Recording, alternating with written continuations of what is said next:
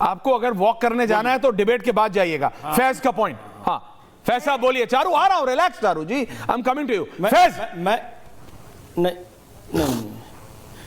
जी, बिस्मिल्लाहिर्रहमानिर्रहीम, रब्बि इश्रह ली सदरी व यस्सिर ली अमरी वहलुल उक़दतम मिन लिसानी यफ़क़हू क़ौली। बिरादरान हिंद, अस्सलामु अलैकुम रहमतुल्लाहि व बरकातहू। भारत माता की जय, वंदे मातरम।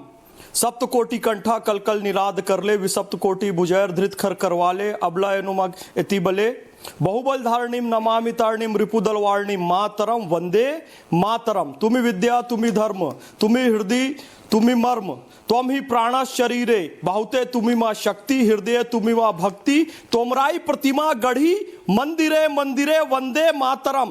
त्वम ही दुर्गा दश प्रहरण धारणी, कमला कमल दल विहारिणी, वाणी विद्या दायनी, नमामि त्वाम नमामि कमलाम अमलाम अतुलाम सुजलाम सुफलाम मातरम वंदे मातरम। श्यामलाम सरलाम सुष्मिताम भूषिताम धरणीम भरणीम मातरम वंदे मातरम। हाँ, चाहे जिंदा रहे चाहे मर जाएं, हम गाएंगे गाएंगे हम वंदे मातरम। बिल्कुल आपने ठीक कहा, कांग्रेस पार्टी ने तुष्टीकरण के तहत पहले देश को काटा, उसके बाद भी तुष्टीकरण के तहत हमारे वंदे मातरम गीत को काटा। यह बर्दाश्त नहीं किया जाएगा। और मैं आपको बताऊं, वो मदनी गैंग, फिर से कहता हूं, 1763 में हमारे सन्यासियों ने जो ओम वंदे मातरम कहकर अंग्रेजों पर धावा बोला था, नहीं कह सकते को वो गाली बक रहा है। जो रहमतुल्लाह से आली के 1857 के अधिवेशन में जिन्होंने वंदे मातरम गाया, उसको गाली दे रहा है। गैंग नहीं कह सकते आप। कहेंगे बिल्कुल तुम हमारी दुर्गा माता को गाली दोगे, हमारे हिंदू भाइयों की आस्था का प्रतीक। बिल्कुल तुम सरस्वती माता को गाली दोगे, तुम लक्ष्मी माता को गाली दोगे, हम तुम्हें गैंग नहीं कह सकते। तुम हमारे लाखों लाख बलिदान शहीदों को गाली दे दोगे कि वो मुर्दा कौन के, और हम तुमको गैंग नहीं कह सकते। तुम गिरोह हो, गैंग हो, जिन्नावादी हो। आज बाबर के नाम पर मस्जिद बना रहे हो, कल लादेन के नाम पर बनाओगे, कल अफजल गुरु के नाम पर बनाओगे, परसों कसाब के नाम पर बनाओगे। ये मदनी नहीं आमदनी है, और ये गैंग और गिरोह के लोग हैं। मैं कह रहा हूं कि सुनो, जिन्ना इस्लामिक राष्ट्र ले लिया, सुना करो पहले। यहाँ कहता है हमारी इबादत सुना करो पहले, हमारा तरीका जिसको पसंद नहीं। मैं कह रहा हूं सुना करो। क्यों ऐश्वर्य भाई 10,000 रुपया आपको मिलता है, मातरम को तुमने एक मुस्लिम से वंदे मातरम कहला दो, 10,000 रुपया। किसने कहा? एक सेकंड फैज साहब, एक सेकंड फैज साहब, आपको 10,000 रुपए मिलते हैं? फैज साहब सुनिए बात, एक सेकंड आप एक सेकंड आप सुनिए।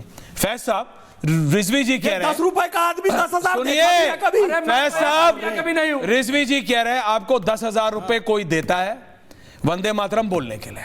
रिजवी साहब, आपने ये आरोप लगाया, क्या प्रूफ है आपके पास? नहीं, मेरी अकाउंट डिटेल है, मेरी बात असल में गूगल पे नहीं, आप फलाना पे है, सुना नहीं, क्या प्रूफ? सुना नहीं, चेक दिया, सुनिए, कौन देता है? कौन देता है? आप देते हैं? मैं आपको बता रहा हूं, आप देते हैं? इनको ठेका मिला हुआ है, आप देते हैं? इनको बीजेपी देती है, आरएसएस देती है, चारू देती है, और इनको चारू जी मिलते हैं, चारू जी, और ये मुसलमानों आप फैज साहब को 10,000 रुपए देती है वंदे मातरम बोलने के लिए, एक बार ये आरोप है। जय श्री राम, हम 10,000 रुपया इनको, और इसी तरीके से इनको दुकान चल रही, वरना इनको क्या पड़ी। चारू जी, रशीदी जी आ रहा हूं। हाँ चारू जी, फैज साहब को 10,000 रुपए देती है बीजेपी, ये रिजवी जी कह रहे हैं वंदे मातरम बोलने के लिए। अंसार साहब, और आप गूगल करिए आराम से और जानकारी निकालिए। हाँ बोलिए चारू जी। इनकी मैंने बहुत सारी बातें सुनी। ये कहना क्या चाहते हैं कि रब की इबादत ये आज के 2-4 मुसलमान करते हैं? कांग्रेस के मुसलमान अध्यक्ष रहीमतुल्लाह साइनी जी क्या रब की इबादत नहीं करते थे? या मौलाना आजाद रब की इबादत नहीं करते थे? ये आज ही जन्मे हैं नए नए रब की इबादत करने वाले। आपको थोड़ा सा इतिहास देना चाहती हूँ ऐश्वर्या, और प्लीज मुझे बताने का थोड़ा सा समय दीजिए।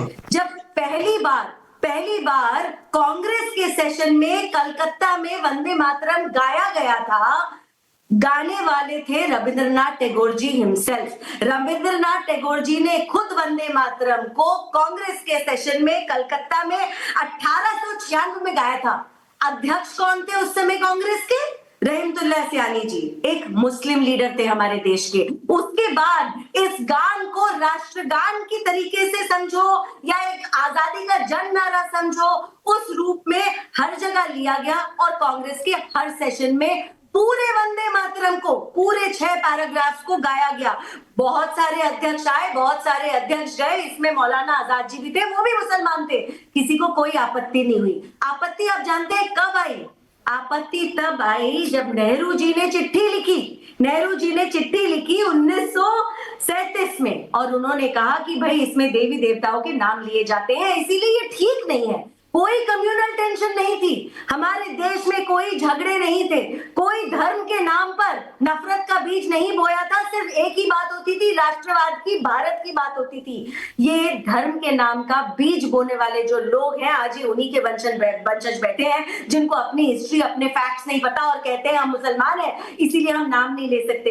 इस गीत में जो देवी शक्ति का ही वर्णन करता है, इस गीत में जो भारत माता को दुर्गा, लक्ष्मी, सरस्वती जी के रूप में देखता है, अपने देश की बात करता है, इनको क्या गलत दिख गया मुझे समझ में नहीं आया। अच्छा, और जब तक नेहरू जी ने चिट्ठी नहीं लिखी थी किसी को आपत्ति नहीं थी, इसीलिए तो मैं बार बार आपसे पूछती हूँ, ये सोच Aishwarya was not limited to then, it was not limited to then, क्योंकि 1937 में नेहरू जी की चिट्ठी के बाद आपत्ति जताई गई और वंदे मातरम को छोटा करके 2 पैराग्राफ कर दिया गया। 37 में ही कर दिया।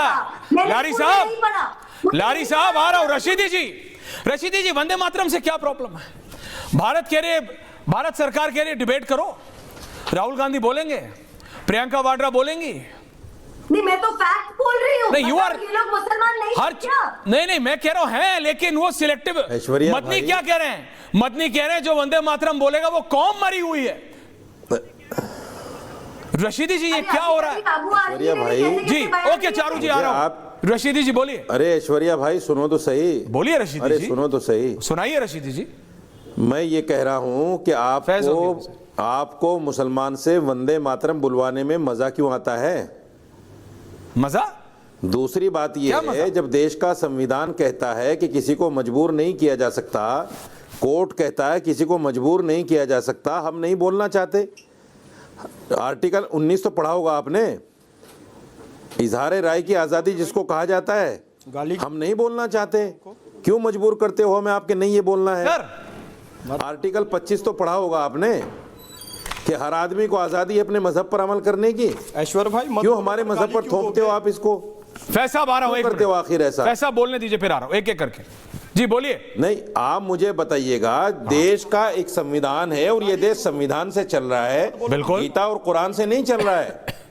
हाँ, ये आप बोल रहे हैं रशीदी जब ये संविधान से चल रहा है, संविधान को तो मानोगे? आपके लिए संविधान सर्वोपरि है? में कहीं लिखा है? मेरे लिए संविधान सर्वोपरि है, आपके लिए संविधान सर्वोपरि है रशीदी जी?